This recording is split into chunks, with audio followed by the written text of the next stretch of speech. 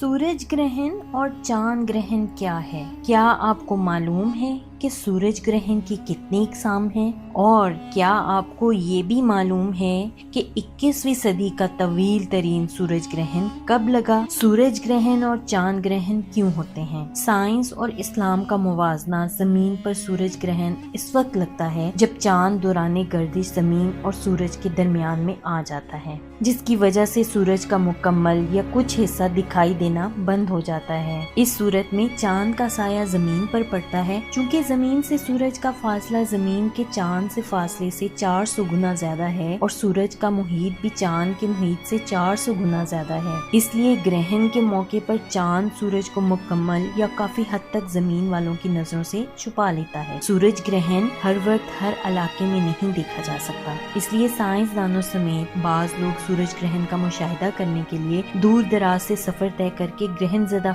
खित्ते में जाते हैं। मुकम्मल सूरज ग्रहण एक इलाके में तकरीबन 370 साल बाद दोबारा आ सकता है और ज्यादा से ज्यादा 7 मिनट 40 सेकंड तक बरकरार रहता है। अलबत्ता जुज़वी सूरज ग्रहण को साल में कई दफा देखा जा सकता है। यूरोप में देखा गया कि 1999 का मुकम्मल सूरज ग्रहण तारीख में सबसे ज्यादा देखे जाने वाला सूरज ग्रहण था। सूरज ग्रहण कई किस्म का हो सकता है: मुकम्मल सूरज ग्रहण, हल्की सूरज ग्रहण, मखलूत सूरज ग्रहण, जुज़वी सूरज ग्रहण। जब भी जमीन के किसी खित्ते में मुकम्मल सूरज ग्रहण लगता है तो इसके गिरदोनवा में चारों तरफ जुज़वी ग्रहण होता है। किसी भी चांद ग्रहण और सूरज ग्रहण में 13.9 से 15.6 दिन का फर्क होता है। अमूमन चांद ग्रहण इस्लामी महीने की 13, 14 या 15 को सूरज ग्रहण और इस्लामी महीने की 28 या 29 को होता है। सूरज ग्रहण को कदीम और जदीद सब मज़ाहिब में खुदा की निशानियों में से एक समझा जाता है। बाज मज़ाहिब इसे मनहूस समझते हैं और बाज के नजदीक ये खुदा के नाराज होने की निशानी है। इस्लाम में इसकी साइंसी हकीकत को तस्लीम किया जाता है, क्योंकि कुरान में वाज़िह तौर पर बताया गया है कि सूरज और चांद खुदा के मुअय्यन करदा रास्ते पर चलते हैं और गर्दिश में हैं। मगर सूरज ग्रहण के बाद एक नमाज पढ़ी जाती है जिसे सलवात कसूफ या नमाज खौफ या नमाज आयात कहा जाता है। आयात निशानात के मायने में आता है। ये बात अक्सर कही जाती है कि हामला औरत को चाहे